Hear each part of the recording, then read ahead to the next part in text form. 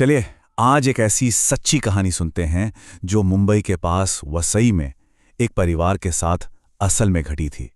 एक ऐसा खौफनाक किस्सा जो आज भी एक अनसुलझी पहेली बना हुआ है। जानते हैं, ये कहानी किसी भी हॉरर फिल्म को टक्कर दे सकती है, लेकिन जो बात इसे वाकई में डरावना बनाती है वो ये है कि ये पूरी तरह से सच है। तो चलिए इस कहानी की परतें खोलते हैं और जानते हैं कि उस रात आखिर हुआ क्या था। बात है साल 2004 की। मुंबई के पास वसई का इलाका उस वक्त आज जैसा बिल्कुल नहीं था। चारों तरफ खुला मैदान, बहुत कम घर और रात होते ही एक गहरा सन्नाटा।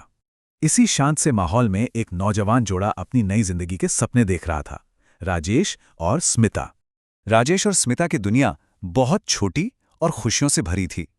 दोनों एक दूसरे से बेहद प्यार करते थे और उनकी जिंदगी में एक नन्हा मेहमान भी आने वाला था, क्योंकि स्मिता प्रेग्नेंट थी। सब कुछ बिल्कुल परफेक्ट था, उम्मीदों से भरा हुआ। पर उन्हें जरा भी अंदाजा नहीं था कि उनकी इन खुशियों को किसी की नजर लगने वाली है। मई 2004 की एक बिल्कुल आम सी रात। खाने के बाद टहलने का एक छोटा सा फैसला, बस यही सोचा था उन्होंने। लेकिन किसे पता था कि यही एक फैसला उनकी जिंदगी को हमेशा के लिए एक डरावने मोड़ पर ले आएगा।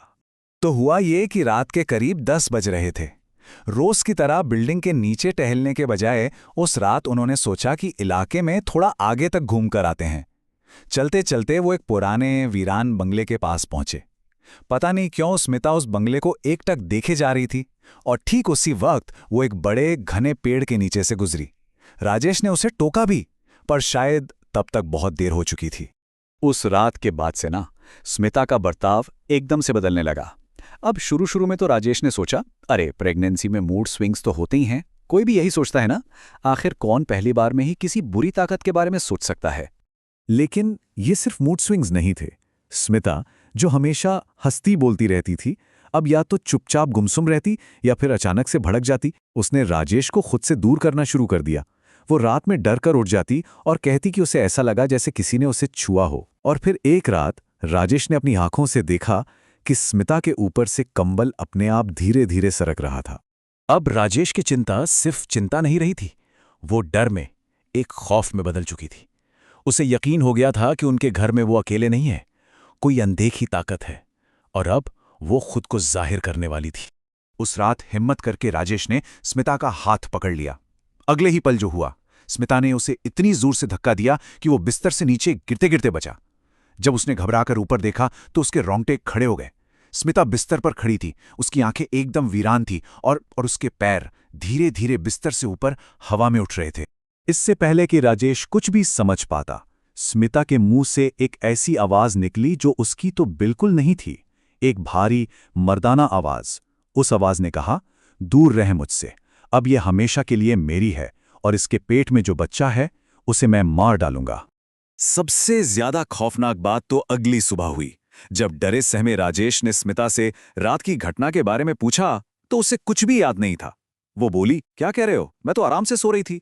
बस इसी पल राजेश समझ गया कि स्मिता के शरीर पर किसी और का कब्जा है। घबराए हुए राजेश ने फौरन स्मिता के घर फोन किया। कोई उसकी बात पर यकीन नहीं कर रहा था, सिवाय स्मिता की मां के। एक मां का दिल शायद समझ गया था कि उसकी बेटी किसी भयानक मुसीबत में है। उन्होंने एक उपाय सुझाया, रात को स्मिता के तकिए के नीचे एक नींबू रख दो। अगर कुछ भी गड़बड़ है तो सुबह तक पता चल जाएगा। राजेश ने वैसा ही किया और पूरी रात जागता रहा। रात के करीब 3 बजे स्मिता अचानक उठी और बैठ गई, और फिर उसी भयानक मर्दाना आवाज में बोली, तुम्हें लगा मुझे पता नहीं चलेगा? और ये कहकर उसने तकिए के नीचे से नींबू निकाला और उसे अपनी मुट्ठी में कुचल दिया। अब कोई शक नहीं बचा था। पानी सर से ऊपर जा चुका था। पूरा परिवार अब जान चुका था कि वो किसी ऐसी चीज से लड़ रहे हैं जो इस दुनिया की नहीं है। उन्होंने मिलकर फैसला किया कि अब वो इसका डटकर सामना करेंगे। अगले ही दिन स्मिता का पूरा परिवार वसई पहुंच गया। अपनी बेटी को बचाने की इस लड़ाई में उन्होंने हर मुमकिन कोशिश करने की ठान ली। एक जाने माने तांत्रिक और एक मौलवी साहब को घर पर बुलाया गया, और जैसे ही तांत्रिक ने घर के अंदर कदम रखा, उनकी आंखों में एक अजीब सी गंभीरता आ गई। उन्होंने कहा, घर में कोई और भी है, और फिर सीधे स्मिता की तरफ इशारा करके बोले, इस लड़की के साथ एक बहुत पुरानी और शक्तिशाली आत्मा का साया है। उस रात पूजा शुरू हुई। एक तरफ तांत्रिक के मंत्र गूंज रहे थे तो दूसरी तरफ मौलवी साहब दुआएं पढ़ रहे थे। जैसे जैसे मंत्रों का जाप तेज हुआ, स्मिता का शरीर बुरी तरह कांपने लगा। वो जोर जोर से चीख रही थी। उसे काबू में रखने के लिए राजेश और उसके मामा को अपनी पूरी ताकत लगानी पड़ रही थी। अचानक स्मिता ने अपना सिर उठाया और सीधे तांत्रिक की आंखों में देखा। फिर वही भयानक भारी आवाज पूरे कमरे में गूंजी, छोड़ दो इसे, ये मेरी है। उस आवाज में गुस्सा नहीं था, एक जिद थी, एक हक जताने का अंदाज था। तांत्रिक और मौलवी ने अपनी पूजा और तेज कर दी। स्मिता कभी जोर से हंसती, कभी रोने लगती, और फिर अचानक एक दिल दहला देने वाली चीख के साथ वो बेहोश हो गई। पूरे घर में एक अजीब सी डरावनी खामोशी छा गई।